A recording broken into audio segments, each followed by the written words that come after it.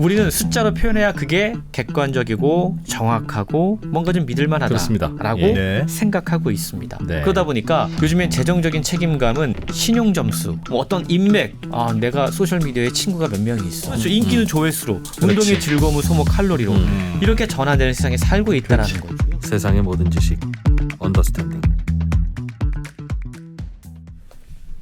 네. 자, 북 언더스탠딩 시작하겠습니다. 은하계에서 가장 독특한 취향과 호기심을 가진 것으로 정평이 나 있는 우리 언더스탠딩 네. 시청자들. 네. 근데 이 독특한 취향을 가지신 분들이 점점 많아져서 여러분들이 딱 보시면 알겠지만 네. 새로운 광고주가 유입됐습니다. 네. 야, 이럴 수가 있나? 미니 빈스는 그대로 있고 네. 또 여기 보신 드림 플러스, 이 드림 플러스. 또 저쪽 한번 비춰주시겠어요? 여기 법무법인 딜라이트. 야, 이렇게 두 군데가. 네.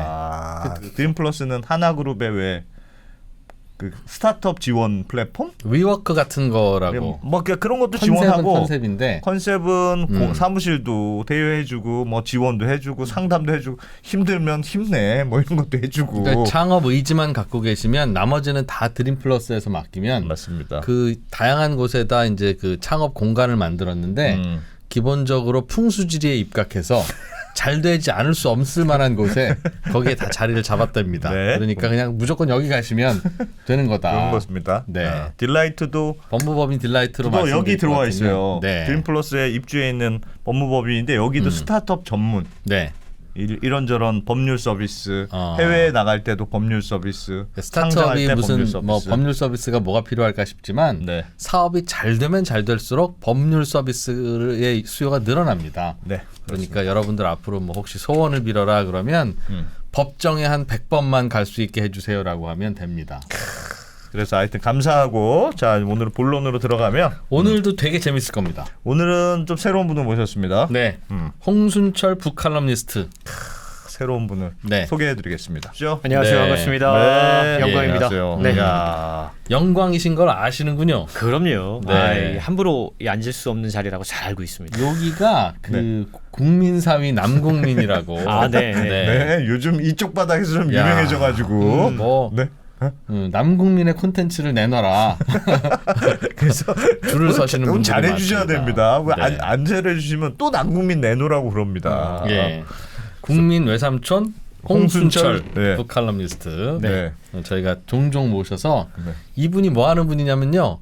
전 세계에서 출판되는 다양한 유익한 책들을 미리 파악하셔서 네. 요약도 하고 분석도 하고 해서 우리나라 출판 업계의 사장님들한테 이런 책 한번 번역해 보시죠라고 이런 걸 제안하는 분이에요. 그러니 전 세계에서 아직 우리나라말로 번역이 안 된 따끈따끈한 좋은 책들이 저분 머릿속에 들어있는 겁니다. 그걸 먼저 읽는 거예요? 제가 하는 일이 이제 설명해 그럼 냄새 주는데요. 맡고 그럼 하겠습니까? 읽어봐야지. 그 질문이라고 합니까, 진짜. 너무 많잖아. 예, 맞습니다. 제가 이제 저작권 에이전트란 일을 하고 있는데 네. 말씀하신 것처럼 읽어요. 읽는데 네, 예. 요령이 좀 생깁니다. 빨리빨리 읽는. 그렇죠. 전체를 다 읽진 않고요. 예. 딱 저희가 보는 그런 요령들이 좀 있어요. 제가 업계 비밀이라서 예를 말씀을 들면 못 드리고. 목차는 당연히 보죠. 목차와 서문을 본다. 마치 그렇죠. 읽은 듯이 요약하네요. 예. 그래서 그런 기술들이 좀 늘어나서요. 예. 책 안에 이렇게 딱 보면 오늘도 아마 제가 이제 방송을 쭉 할 때 이분은 되게 사례 중심으로 이야기를 많이 하네라는 느낌 받으실 텐데 예. 사실은 그런 사례들을 뽑아서 읽는 게 그 책을 이해할 때는 가장 좋은 방법입니다. 사례. 책에 나오는 사례. 그렇죠. 자, 그럼 오늘 소개해 주실 책 한 권을 좀 먼저. 네. 오늘 무슨 책을 가져오셨습니까? 제가 먼저 이제 객관성을 담보하기 위해서 네.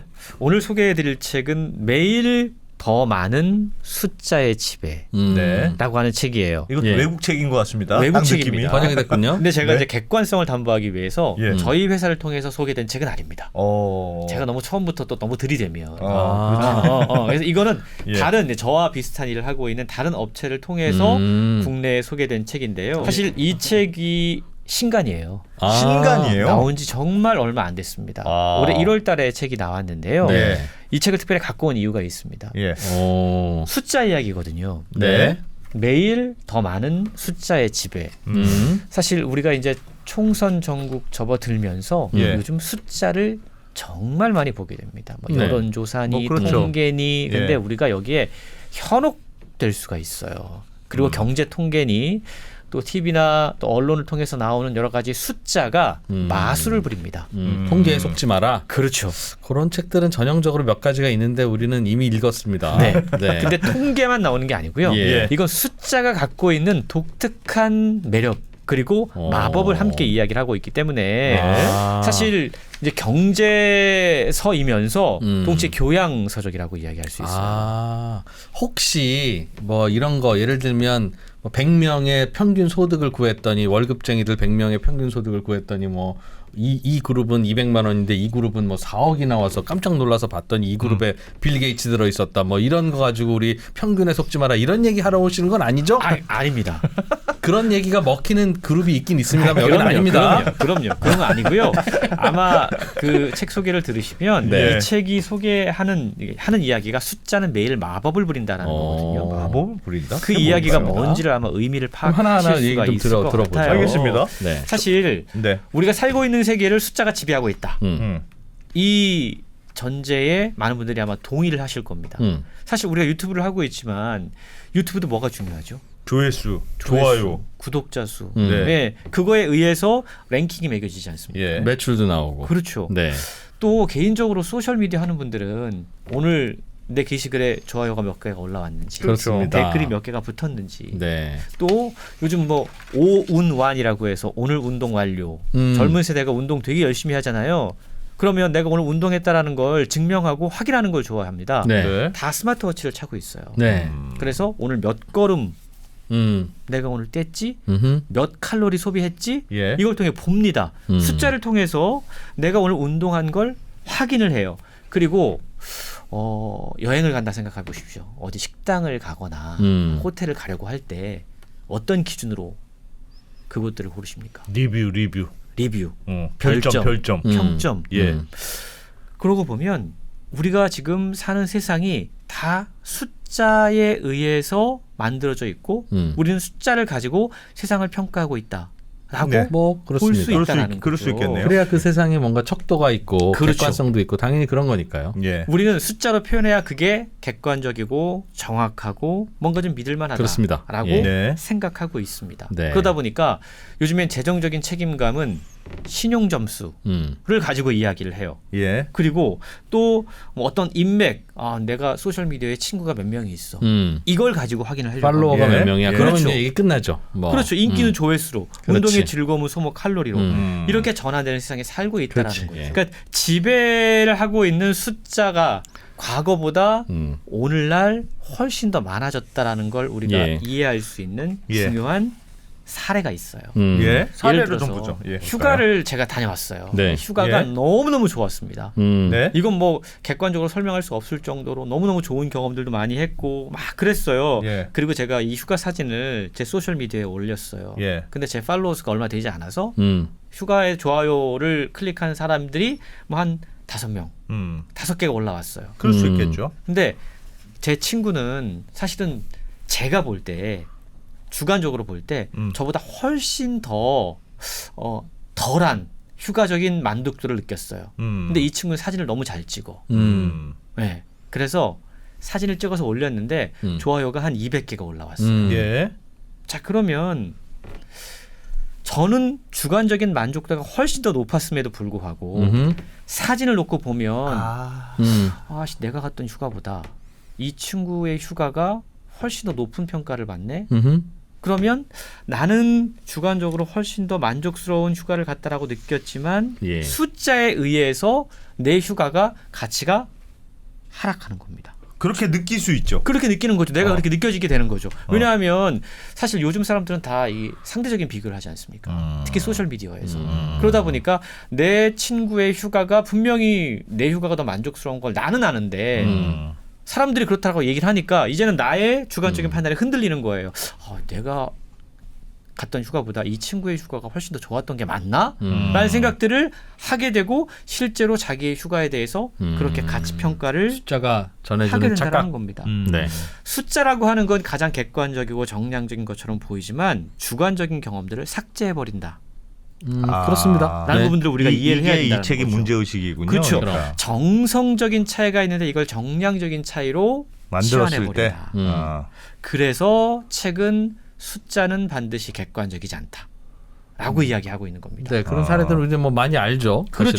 사실은. 그러면서 수의 세계를 우리가 좀 벗어나서 우리의 세계를 조금 다른 시각으로 바라봐야지만 우리는 이 세계를 온전하게 이해할 수 있고 우리가 살고 있는 세상을 보다 현명하게 살 수 있다라고 책이 이해를 하고 있는 컨셉과 방향성과 주제에는 동의가 되는데 전해주신 사례로는 조금 좀 약한 것 같긴 합니다. 네, 제가 사례가 아주 빵빵합니다 오늘. 아 그래요? 아직 실망하지 마시고요. 저자를 조금 소개를 해주십시오. 예, 요즘에 이제 이런 책들이 출간이 많이 되는데 혹시 팩트풀리스라고 하는 책 팩트풀리스 아, 압니다. 기억하시죠? 네. 그 책을 쓰신 분들이 한스 로슬링 외에 이제 여러분들이 같이 쓰셨는데 네. 어느 나라 출신인지 혹시 아세요? 한스 뭐라고 하셨죠? 한스 로슬링. 한스라고 하면 북유럽. 맞아요. 덴마크, 노르웨이, 스웨덴, 핀란드 중에 하나. 맞습니다. 한스는 다곡이에요. 그쵸. 한스. 한스야. 근데 이 책을 쓰신 분들의 저자 이름이 보면 미카엘 달렌, 헬게 토르비 에른센. 아, 느낌이 오시죠? 네. 예, 북유럽 분들이십니다. 어. 근데 사실 저는 이것도 되게 우리가 주목할 만한 현상이라고 생각을 해요. 아 요즘 북유럽 저자들이 좀 떠요? 전 세계 떠요. 출판 시장에서? 예, 그렇습니다. 왜 그렇죠? 왜 특히 떠요? 경제학 분야라던가 이런 분야에서 한동안 우리가 뭐 미국의 주류 경제학 시카고 학파라던가 이런 사람들의 주장이 먹혔어요. 근데 어느 순간 우리가 행동 경제학이라던가 아니다, 인간은 기본적으로 합리적이고 이성적이지 않다라고 하는 전제에서 자기들의 주장을 펼치는 사람들의 이야기가 나오면서 이제 미국보다는 행동 경제학을 연구하거나 아니면 경제를 좀 색다른 관점으로 바라보는 사람들의 시각이 세계적으로 주목을 받고 있어요. 그렇군요. 이 두 분을 소개를 하면 미카엘 날렌이라고 하는 분은 스웨덴 분입니다. 예. 스톡홀름 경제대학교에서 강의를 하고 있는 분이고요. 원래 이제 경제학을 가지고 인간의 삶, 동기, 행복을 연구하고 있는 분이십니다. 그러니까 조금 이 주류 경제학 쪽하고 좀 다른 좀 연구를 그러네요. 하고 있는 예, 분이죠. 예. 그리고 또 다른 한 분은 노르웨이 출신입니다. 헬게 토르비 에른센. 근데 이분 같은 경우에는 숫자와 기술이 인간의 행동과 생각에 어떠한 영향을 미치는지를 연구하는 경제학자예요. 그러니까 두 분이 경제학자인데 세상을 바라보는 관점이 약간 다르다라는 거죠.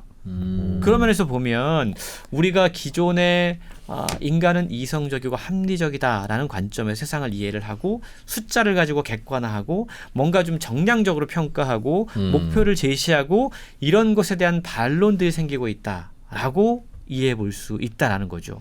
앞서 제가 그 팩트풀리스라고 하는 책 잠깐 언급을 해드렸는데 네. 그 책도 그랬잖아요. 맞아요. 팩트풀리스는 우리의 그 고정관념을 깨뜨려주는 맞습니다. 책이죠. 근데 우리가 이상한 느낌을 갖고 살고 있다라는 게 그 책의 문제제기였거든요. 뉴스를 들으면 정말 세상이 왜 이래. 맨날 안 좋은 소식만 들려오고 그럼. 지진, 기아, 전쟁. 근데 객관적으로 보면 아니다. 세상은 조금씩 나아지고 있다. 라는 거를 다양한 사례들을 가지고 증명했던 그렇습니다. 사실 이 팩트리스는요. 숫자와 통계의 장점을 이야기했던 책이라고 이야기할 수 있어요. 예. 통계를 통해서 세상을 그렇죠. 더 직시할 수 있게 해주는. 직시하게. 제대로 바라보면 느낌과는 다르게 세상은 진보하고 있어 라고 하는 걸 알려주는 책이 팩트풀리스라면 팩트리스라고 하는 책이었다면 이 책은 사실 오늘 책은 조금 숫자가 왜곡하는 세상. 왜곡하는 세상을 보여주고 있다. 이야 진짜 그래서 저는 이 출판 마케팅 하시는 책을 분답다. 저는 이 되게 책을요. 그럴듯한데? 팩트풀리스의 그 유명세에 올라타서 그거의 반대편에 있다. 이걸 읽었으면 이것도 읽어야지. 맞아요. 야. 근데 저는 꼭 두 권을 같이 읽어보시면 예. 세상을 조금 오른쪽에서 왼쪽에서 좀 균형적으로 바라볼 수 있지 않을까 생각을 해봅니다. 그러나 이 북 언더스탠딩은 꼭 읽었으면 좋을 만한 책을 굳이 비싼 돈 주고 사서 읽지 말고 여러분들의 돈은 아니면- 이 커피만 잘 사시면 되고 이 책은 그냥 이 설명으로 충분히 들을 수 있다. 아니 나 갑자기 급관심이 생겼어 지금. 그러네. 급관심. 책에 소개된 사례들을 조금 더 구체적으로 네. 한번 들어가 볼게요. 예. 혹시 앵커링 효과라고 들어보셨습니까? 앵커링 효과 들었습니다. 뭐 하나 딱 중간에 중심을 먼저 잡으면 그쵸. 그거에 영향을 자꾸 받는 거죠. 맞습니다. 사실 앵커링 효과를 가장 좀 제대로 설명할 수 있는 건 저는 메뉴판이라고 생각을 해요. 예. 메뉴판. 고급 레스토랑에 딱 가면 메뉴판 탁 주지 않습니까? 예. 탁 첫 페이지를 열면 코스 요리가 딱 나옵니다. 네. 아. 일단 비싸요. 딱 뭐 10만 원 넘는 것들이 딱 찍힙니다. 아 이거 좀 비싼데. 그리고 이제 뒤로 넘기면 단품 좀 싸지. 단품이 좀 싸지죠. 예. 이게 전형적인 앵커링 효과라는 겁니다. 그러니까 단품에 가성비가 있어 보이지. 그렇죠. 일단 기준점을 높게 딱 제시를 하면 사람들이 거기에 딱 머릿속에 딱 숫자가 박혀요. 예. 이게 이제 대표적인 앵커링 효과라고 이야기할 수 있는 건데 네. 그래서 우리는 항상 어떤 숫자가 처음 제시될 때 경계해야 된다라고 책은 이야기하거든요. 숫자가 딱 제시되면 이 숫자가 나에게 뭘 말하려고 하는 걸까? 내가 이 숫자에 휘둘리면 안 돼. 그렇죠. 그 숫자 하나를 전후좌우로 입체적으로 바라봐야 된다. 앵커링 그렇습니다. 효과 때문에 뭐 그럴 수 있을 것 뭐 같습니다. 그럴 수 있을 것 같습니다. 네. 예. 조심해야죠. 또 그런 사례 또. 자, 수와 신체라는 대목에서 스티킹 포인트라는 부분이 등장해요. 예. 이게 이제 운동 많이 하는 분들은 예. 스티킹 포인트란 말을 들어보셨을 것 같은데 뭐 역도 같은 거 이렇게 막 들다가 뭐 키로수를 올리잖아요. 네. 근데 딱 올렸을 때 이건 도저히 안 될 것 같아. 딱 느껴지는 그 지점, 있죠. 포인트. 그렇죠. 있지. 우리가 소위 말하는 마의 뭐 그렇지. 벽이다. 예, 맞습니다. 뭐 예. 이런 얘기들 예. 나오죠. 이 스티킹 포인트도 사실은 숫자가 보여주는 마법이라는 겁니다. 이게요? 왜요? 왜? 뭐예요? 자, 실제로요. 예. 역도 선수들을 대상으로 조사를 해보면 역기의 무게를 95kg에서 97.5kg으로 올리는 것보다 네. 2.5kg 올렸죠. 예. 97.5kg에서 100kg으로 올리는 것이 훨씬 더 어렵게 느껴진다고 그럽니다. 똑같은 숫자인데 선수 스스로도 선수 스스로도 이해가 안 되는 측면이지 않습니까? 그래 똑같은 2.5인데 똑같이 2.5kg인데 똑같은 2.5인데 100이라는 숫자가 주는 위압감 때문이군요. 그렇습니다. 실제로는 95에서 97.5 올리는 것보다는 그게 똑같이 2.5지만 그렇죠. 95에서 2.5와 97.5에서 그래. 2.5는 오히려 다르죠. 97.5에서 2.5가 더 그 전체 비율로서는 작은 건데. 그렇죠. 앞자리 숫자가 달라지기 때문에 느껴지는 9에서 10으로 넘어가는 그 숫자가 우리의 인식에도 영향을 미치고 있다라는 거죠. 왜 우리 그 특히 이제 스포츠에서 보면 그런 네. 얘기들 많이 합니다. 뭐 100m 달리기는 9초가 인간의 한계다. 9초대가 또 뭐 마라톤은 2시간이 인간의 한계다. 근데 그런 것들이 깨지거든요. 근데 우리가 한계라고 얘기했던 게 바로 이 스티킹 포인트라고 그래. 하는 건데 그런 것들이 깨진다라는 겁니다. 저자들은 이걸 경제학에서도 마찬가지로 우리가 성장의 한계다라고 여겨진 지점이 있다. 근데 이게 바로 스티킹 포인트다라고 이야기를 하는 거죠. 그냥 그 심리적인 걸 심리적인 요인이라는 거죠. 왜 우리는 거기에 갇혀 있는가? 숫자가 보여주는 마법에서 우리가 벗어날 수 있을 때 우리는 그 한계를 넘어설 수 있다는 이야기를 하고 있는 건데요. 마의 한계라고 하는 부분이 바로 이런 겁니다. 헬스장 가면 러닝머신이라고 하죠. 트레드밀. 네, 그렇죠. 거기 올라가면 그 각자 오늘은 나 몇 분 뛰어야지 하는 숫자가 있어요. 그렇죠. 그게 뭐 20분 내지는 40분 딱 이렇게 딱 그 라인으로 해줬죠. 오늘은 17분 42초만 뛰어야지 하는 사람은 없다고요. 근데 그날의 컨디션에 따라서 그렇습니다. 맞아. 이상하게 잘 안 거기까지 못 가겠는 때가 있어. 그러면 기분 더럽게 안 좋습니다. 그렇죠. 그러지 말고 그냥 내려오면 되는데. 맞아요. 그리고 이제 이게 우리가 시간 설정을 안 해놓고 뛰다 보면 이미 내가 한계라고 생각했던 걸 넘어서서 뛰기도 해. 해요. 그날 다른 거죠. 그렇죠. 그러니까 숫자에 우리가 갇혀 있다는 걸 보여주는 건데 책에 나오는 더 재미있는 사례 예. 네. 제가 소개해드리겠습니다. 예. 네. 45는 23이 아니다. 45는 23이 아니다. 그건 당연한 얘기죠. 네. 너무 당연한 얘기죠. 45 is not 23. 예. 근데 이 말을 누가 했는가가 더 중요합니다. 이 말은 누가 했냐면 올랜도 매직의 닉 앤더슨이라고 하는 농구 선수가 했던 이야기입니다. 네. 예. 뭐냐면 1995년에 미국 NBA 동부 컨퍼런스 플레이오프에서 1차전이 있었는데 네. 그 유명한 농구 선수 있지 않습니까? 마이클 조던. 어. 경기 종료 6초 전에 공을 잡았는데 올랜도 매직의 닉 앤더슨에게 볼을 빼앗깁니다. 어머나. 예. 그리고 설상가상으로 1.5초 남기고 패스 실수까지 하게 돼요. 예. 결국 시카고 불스가 91대 94로 패하고 예. 이 마이클 조던의 부진 가운데 플레이오프에서 시카고 불스가 탈락하게 됩니다. 예. 예. 당시에 그 마이클 조던의 공을 뺏었던 닉 앤더슨이 자기가 전설적인 존재였던 마이클 조던의 공을 뺏을 수 있었던 이유가 뭐였냐면 45는 23이 아니다. 원래 마이클 조던의 등번호가 딱 상징적인 등번호가 23입니다. 23. 네. 예.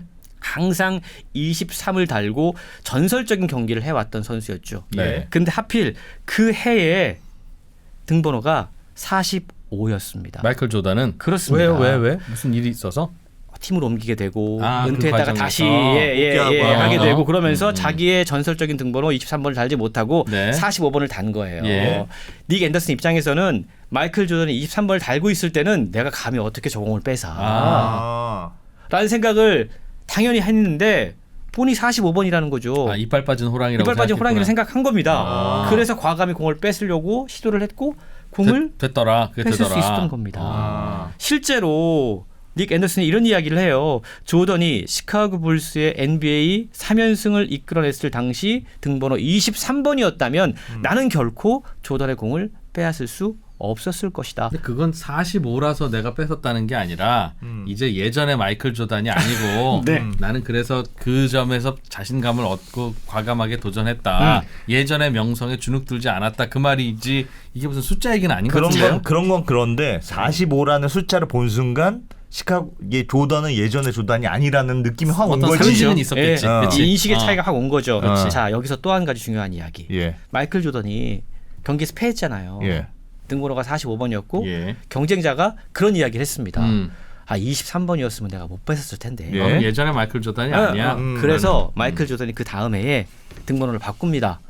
23 으로? 23번으로 다시 예. 다시 바꿔요? 그럼 바꿔요. 다시 돌아왔네. 다시 돌아왔죠. 예. 그 결과 그가 이끌었던 시카고 불스가 3연패를 달성을 하게 됩니다. 3회편의 우승. 그렇죠. 이게 우연입니까? 아니면 아니 우연이죠. 사람들은 이걸 매직 넘버라고 이야기를 하는 거예요. 그러니까 이 숫자가 우리에게 안겨주는 그 위압감. 미신. 예. 그런 것도 이 책에 보면 수비학이라고 해서 과거에 우리 왜 그 숫자를 가지고 점쳐보기도 하고 예. 이런 것들도 고대 역사에 있었거든요. 예. 그런 얘기도 등장을 해요. 왜 인간은 7이라는 숫자에 꽂히게 될까? 다양한 이야기들을 통해서 수가 우리의 인지 능력에 어떠한 영향을 미치는지를 보여주는 그런 얘기들입니다. 그렇게 영향이 셀까요? 아니 그러니까 영향이 미칠 거는 같아요. 말씀을 들어보니까 숫자가 사람들한테 영향을 미치고 뭐 제일 처음에 말씀하셨던 별점을 내가 조금만 받으면 우리도 그렇잖아요. 우리가 열심히 찍었어. 그래서 올렸어. 근데 조회수가 폭망했어. 그러면 뭔가 문제가 있었나? 이런 생각을 하게는 되죠. 물론 숫자 때문에 신경은 쓰이는데 그렇죠. 그 말씀하셨던 그 좋아요 숫자 예. 이게 실제로 책에 보면 흥미로운 이제 실험이 하나가 소개가 되는데요. 이런 실험이 있습니다. 어디로 여행을 우리가 가려고 해요. 호텔을 정하려고 할 때 보면 여러 가지 것들을 고려하지 않습니까? A는 사람들이 리뷰에다가 객실도 훌륭하고 조식도 맛있다라고 이야기하고 B는 객실도 별로고 그냥 예. 조식도 별로입니다라고 이야기를 했어요. 근데 평점을 보니까 A라는 호텔은 평점이 3점이고 예. B라는 호텔은 평점이 5점이에요. 야. 그때 사람들은 어떤 선택을 할까? 실험을 해봤습니다. 야 이거 애매하다. 실험을 해봤습니다. 리뷰는 야, 리뷰 여기 있습니다. 거기에서 뭘 선택했을 거냐? 그렇죠. 실제로 1000명을 대상으로 호텔 리뷰를 먼저 읽게 했어요. 네. 한 리뷰에는 호텔에 대해서 약간 뜨뜻미지근한 표현들, 예를 들어서 뭐 조식도 그저 그랬고요, 방도 보통이었습니다라고 이야기했고 최고점 5점이 딱 적혀 있었어요. 네. 근데 또 다른 호텔에는 리뷰가 아주 긍정적이었습니다. 뭐 아주 호텔도 좋아, 맛있었고 좋아. 막 다 좋아요. 근데 점수가 3점이었어요. 뭘까? 나 5점으로 갈 것 같아. 리뷰가 어떻게 하시겠어요? 리뷰가 조작됐다고 생각할 수 있지. 사람들은 이 리뷰는 누군가 조작했어. 누군가 알바생을 동원했어. 근데 별점은 속일 수가 없을 거야. 이렇게 생각하지 않았을까? 평점. 근데 평점의 모수가 더 작을 수도 있잖아요. 그럴 수도 있죠. 네, 그러니까 다들 리뷰만 달고 그러니까 리뷰와 평점을 매기는 그 이용자들의 인터페이스가 리뷰를 주로 하고 평점은 매기려면 매기든지 마시든지 뭐 이렇게 되어 있다면 그렇죠. 누군가 하나 그냥 5점 찍고 간 게 그게 됐을 수도 5점일 있으니. 수도 있고. 그러니까 이게 이제 모집단이 얼마 숫자가 얼마냐 이거에 따라서 다른 결과가 나올 수가 있는데 어쨌든 1000명을 대상으로 실험한 결과예요. 예. 근데 앞서 말씀하신 게 정확했습니다. 사람들이 리뷰 말고 별점을 보고 별점을 그냥 믿어요. 고르죠. 댓글을 안 믿습니다. 객관적인 어떤 주관적인 글, 자기가 경험했던 것들을 안 믿고 이거는 그 사람의 그냥 얘기고. 그렇죠. 숫자는 객관적인 거야. 네, 숫자를 객관적이라고 판단하고 내가 보기엔 20년 전의 인류는 어. 리뷰를 믿었을 것 같습니다. 그렇습니다. 그런데 최근 특히 몇 년간 어. 너무 많이 속았어. 너무 리뷰에. 알바생이 너무 많아. 맞아요. 알바생이. 맞아요. 오죽하면 뭐 대학로 맛집 오빠랑 이걸 검색하겠습니까? 그래서 저자들은 이렇게 결론을 내립니다. 보통 사람들은 글로 이루어진 평가보다 수에 더 많은 영향을 받고 있다라는 걸 확인할 수 있었다라는 부분입니다. 물론 이 그래서? 실험도 사실은 그래, 얼마든지 모집단을 바꾸면 네, 또 네. 다른 결과가 나올 수 있겠지만 네. 어쨌든 우리가 그만큼 숫자가 지배하는 세계 속에 살고 있고 숫자 영향을 많이 받는다는 걸 보여주는 대표적인 사례라고 이야기할 수 있는 겁니다. 이야.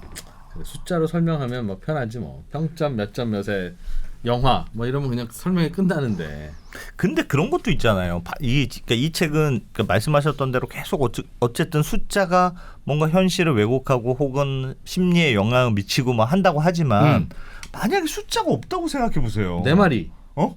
그러니까 이게 뭔가 부정적인 이야기를 하고 있는데 숫자에 대해서 반대로 그게 없다고 생각해 봐. 하나하나 들여다보면 그럼 뭐 그런 거지 뭐. 뭐. 그러니까 저는 이렇게 생각해요. 세상은 항상 정반합의 과정을 거쳐서 예. 균형점으로 나아간다. 지금 이 저자들이 하고 싶은 이야기는 너무 지나치게 숫자에 의해서 매몰되지 마라. 정량화되어 있는 세상에 우리가 지금 살고 있다. 음. 어느 순간 그걸 좀 지적하고 싶었던 것 같아요. 그래서 정량적인 것보다 정성적인 평가도 되게 중요하고 특히 책의 이제 마지막 부분에 그런 얘기들이 나오는데 예. 모든 걸 숫자로 평가하고 특히 경제학이라든가 경영학에 있어서도 사실 공기업이나 사회적 기업들도 그렇게 평가하면 안 되거든요. 근데 똑같이 숫자를 가지고 평가하고 있다. 이건 문제 제기를 하고 있는 거거든요. 그러니까 예. 항상 좀 뭐 균형적인 시각으로 바라보기 위해서 이런 문제 제기를 하고 있다는 생각을 하게 되고요. 그런 말씀을 하는 저자인 교수님들은 학생들을 학점을 주겠죠? 학생들을 평가할 때. 유럽은 그래도 좀 학점보다는 아니 그런 생각은 들어요. 뭐 이게 좀 더 들어봐야 되겠습니다만 맞는 지적인데 그럼 어떻게 하자는 거냐. 그러니까 예를 들면 이 교수들이 경제학과 교수라면서요. 경제학과 교수는 어쨌든 숫자를 다뤄야 될 거 아니겠습니까? 그렇죠. 그러면 숫자가 주는 어떤 현실의 왜곡이 있어요. 그럼 어떻게 하자는 거냐. 그러니까 이 책을 사봐라. 근데 모든 포인트는 인식하는 거에서 시작이 돼요. 예. 근데 우리 인식하지 못하는 경우가 되게 많거든요. 그러니까 이런 책의 사실 문제 제기는 세상이 이렇게 돌아가고 있으니까 이걸 인식을 해라. 예. 그 다음에 거기에서 출발해서 여기에서 우리가 어떤 대안들을 함께 찾아 나가자라고 설명을 하고 있다는 거죠. 우리도 건강 진단 이런 거 받으면 무슨 혈압이든 무슨 네. 혈당이든 무슨 뭐 간 수치든 그 숫자 때문에 사람들이 판단을 아예 완전 바꾸잖아요. 괜찮다고 건강한 게 아닐 테고 이게 좀 넘어섰다고 뭐 위험한 게 아닐 수 있는데 괜찮으면 다들 100% 방심하고 이게 위험하다 싶으면 다들 또 100% 공포에 그렇죠. 사로잡히는 뭐 그런 것도 있을 수 있고. TV 자주 보세요. TV. 네. 리모컨으로 볼륨 같은 거 조절하지 않습니까? 네. 한번 생각을 해보세요. 가만히 있어봐. 나는 볼륨을 보통 어느 숫자에다가 세팅을 해놓지? 볼륨을? 예, 볼륨을. 저는 뭐 그때 내 아무 생각 없이 취향 없었습니다. 그러세요? 한 네. 10 정도로 해놨던 10 것 정도로 같아요. 해놓으시는 예. 것 같고 저는 사실 이 내용을 딱 보고 와 내가 왜 이렇게 무의식적으로 이렇게 하고 있었지라고 딱 각성이 됐었거든요. 예. 저는 항상 TV 볼륨 셋탑박스 볼륨을 10에 맞췄던 것 같다. 10. 예. 아니면은 12 아니면은 뭐 8. 왜요? 이 말은 그러니까 뭐냐면 10 주위에서 그렇죠. 그리고 짝수와 홀수의 차이를 전 이야기하고 싶었던 겁니다. 짝수와 홀수. 주로 짝수에 맞춘다는 건가? 짝수에 맞추고 있어요. 아. 사람들이 실제로 책에 보면 사람들이 TV 볼륨 리모컨 볼륨에 마법이 작동하고 있다라고 설명하면서 대부분의 사람들이 TV 볼륨을 9나 11이 아닌 10 혹은 12 짝수에 맞춰놓고 살고 있다. 왜 이럴까? 그게 어쩌다는 겁니까? 라고 질문을 던집니다. 그러면 안 된다는 거예요. 그러니까 왜 우리가 무의식적으로 많은 사람들이 그렇게 하고 있는가에 대한 질문을 던지는 거죠. 그러면서 그 이유를 찾아가 보는 겁니다. 와, 그 예. 이유를 찾았어요? 세상에? 사람들이요. 예. 저만 그런 게 아니더라고요. 와. 보통 대부분의 사람들이 다 TV 볼륨 리모컨을 8, 10, 12 이렇게 맞춰놓고 있습니다. 네. 왜냐하면 일반적으로 사람들이 홀수는요 개인주의적이고 약간 좀 까다로운 숫자다라고 생각하는 경향이 있다고 합니다. 홀수는 짝수는 친근하고 이해하기 좀 쉬운 숫자다. 안정된 느낌이 들죠. 안정된 느낌이 들어요. 그래서 홀수는 남성적인 수, 짝수는 아하. 여성적인 수라고 생각하는 경향이 있다. 예. 라고 설명하고 있어요. 왜 그런가를 분석을 해보니 우리 뇌가 숫자를 처리를 할 때 홀수는 처리하는데 시간이 조금 더 걸린다고 그래요. 홀수가요? 예. 짝수가 훨씬 더 그러지 않으세요? 저는 훨씬 짝수가 편하더라고요. 그래. 배로 가니까 24 곱하기 4 네. 뭐를 암산하는 것과 그쵸. 37 곱하기 3 그렇지. 을 암산하는 홀수는 건 어렵네. 그러니까 우리 어려워. 뇌가 짝수를 훨씬 더 빨리 인식하고 빨리 처리하고 그러다 보니 이 숫자가 우리 머릿속에서 짝수는 편한 수, 홀수는 불편한 수가 돼버린 겁니다. 아. 그래서 TV 리모컨을 우리가 설정할 때도 무의식적으로 자꾸만 짝수에다가 세팅을 하게 된다는 거죠. 우리가 어떤 브랜딩이나 마케팅할 때 숫자를 활용하는 방법으로 이걸 쓸 수도 있다라고 설명을 해요. 넘버링할 때 예. 사람들이 편해하는 숫자는 짝수, 조금 불편한 숫자는 홀수. 그러면 우리가 왜 제품명 들어갈 때 홀수 많이 들어가지 않습니까? 아니 예. 숫자 많이 들어가지 예, 않습니까? 예. 그때 이런 거를 활용을 해서 우리가 이제 뉴로 마케팅이라고 이야기를 하는데 뇌 인지과학과 숫자를 함께 적용을 해서 사람들에게 오래 기억되는 제품명을 만들 때도 이 숫자를 활용할 수 있다. 아무도 안 믿겠지만 그 아이폰이나 갤럭시요 예. 나올 때 홀수로 나오는 게 더 쿨해 보여. 쿨해 보여. 아이폰 그렇죠. 24. 아이폰 15 이거 되게 15. 쿨해 보이는데 네. 아이폰 14 그러면 뭐 전기밥솥 같아. 그러니까 갤럭시 20은 세탁기 같은 느낌이 들어. 근데 갤럭시 23 그럼 뭔가 새로운 뭔가 시도를 21이나 23은 뭔가 이렇게 새로운 시도를 한 것 같은 그런 느낌이 듭니다. 저만 그런가요? 그러면 아니 네. 책에 그 질문을 해요. 혹시 아우디 A6하고 A7 세븐이지. 세븐이 있어 보이네. 세븐이지. 네. 세븐이 있어 보이네. 5라도 차라리 5가 있어 보여. 어떤 있어 차이가 보이네. 있죠 이게? 엣지 있는 차는 7으로 가야 되네. 이게 그럼 이제 그럴까? 진짜 그 느낌이라니까 희한하네. 그냥 예. 정말. 앞서 말씀드렸잖아요. 어. 숫자가 특히 홀수 같은 경우에는 사람들이 개인적인 성향 그리고 뭔가 좀 엣지 있는 처리하기 까다로운 이런 걸로 이해를 한다는 겁니다. 짝수는 편하게 이 생각을 얘기 하고. 들으니까 숫자라는 게 그렇게 생각보다 객관적이진 않다는 약간 얘기를 하는 것 같네요. 그렇죠. 그래서 우리가 이제 숫자에 대해서 상당히 현혹당할 수 있고 그리고 상대가 제시하는 숫자가 우리를 속일 수도 있고 또 제품이나 마케팅을 통해서 어떤 숫자가 제시되면 우리가 그거는 다시 한번 생각을 해봐야 되는 부분이 있다. 라는 설명들을 책은 하려고 하는 거죠. 키가 몇이에요? 77입니다. 177. 176이나 178은 아니었을까? 7이라고 믿고 싶습니다. 그죠? 그 뭔가 이렇게 홀수를 얘기할 때 좀 있어 보여? 약간 좀 있어 보이는데 키조차도? 그렇죠. 키조차도 정말? 참 희한한 그러니까 그만큼 우리가 지배를 받고 있다는 얘기입니다. 알게 모르게 숫자의 지배를 많이 받고 있다는 얘기고요. 예. 앞서 우리 스티킹 포인트 얘기하면서 왜 신체와 수와의 관계 이야기 하지 않았습니까? 되게 재미있는 나이는 숫자에 불과하다. 많이 들어보셨잖아요. 네. 근데 실제로 나이는 숫자에 불과할까요? 어떻게 생각하세요? 그건 약간 구호 아닙니까? 그냥 구호? 조사를 해보니까 나이가 0으로 끝나는 사람들 예를 들어서 뭐 40, 예. 50, 30. 예, 이렇게 30 그런 사람들이요. 뭐 예를 들어 28에서 29 갈 때와 뭐 29에서 30 갈 때 나이를 어떻게 인식하는가를 차이를 보니까 28에서 29 갈 때 한 살이 더 늘었다라고 인식한다면 29에서 30 갈 때는 심리적으로 한 2.4 정도 나이를 더 많이 든 것으로 인식을 한답니다. 그러니까 고비를 넘어갈 때. 3자가 되니까. 그렇죠. 강하게 쫄린다는 얘기지. 네. 그러니까 아무것도 아닌데 사실 똑같은 거잖아요. 우리가 그냥 기준으로 매겨놓은 건데 숫자를. 근데 그거에 따라서 우리의 인지 능력이라든가 우리의 생각이라든가 이런 거에 계속 변화가 생긴다라는 부분인 거죠. 제일 그 심각하게 숫자에 휘둘릴 때가 언제냐면 네. 그 집에 인테리어를 합니다. 인테리어를 하면 가구도 보통 바꾸잖아요. 네.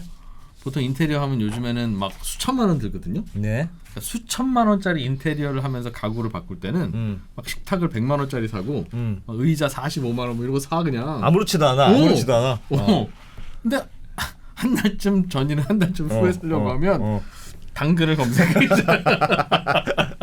그렇지. 그렇지. 그러니까 야 3,500이나 3,540만 원이나 그게 그거지라고 생각하지만 그 누구도 40만 원을 길에 버려본 적은 없잖아요. 그렇죠. 사람 그렇죠. 그 숫자 그렇습니다. 때문에 헷갈리게 하는 그런 시즌이 바로 그런 때 같습니다. 여기까지 일단 듣고 네. 뭐 마저 제가 보기엔 더 들어도 될 것 같은데. 네. 이러면 저희가 남는 게 너무 없으니까. 너무 없어서 약간 네. 아쉬우라고 여기서 잠깐 끊고 요즘 2부에서 영상들 막 자잘하게 찢는 게 유행이더라고요. 왜 그렇습니까? 너무 힘들잖아요. 처음에 영상을 보고 우리 최근에 6시간짜리 낸 거 있거든요. 사람들이 지금 장난해? 그래서 이거 그래서. 너무 과하다. 조금 줄여서 알겠습니다. 좀 읽어보자. 네, 잠깐 담배 피우시고 오실 분은 오시고 예. 화장실 다녀오실 분 화장실 다녀오시고 저희는 쉬었다가 2부로 2부에서 넘어가겠습니다. 2부 잘 찾아오세요. 인사 좀 합시다. 잘 찾아오세요. 2부에서 뵙겠습니다.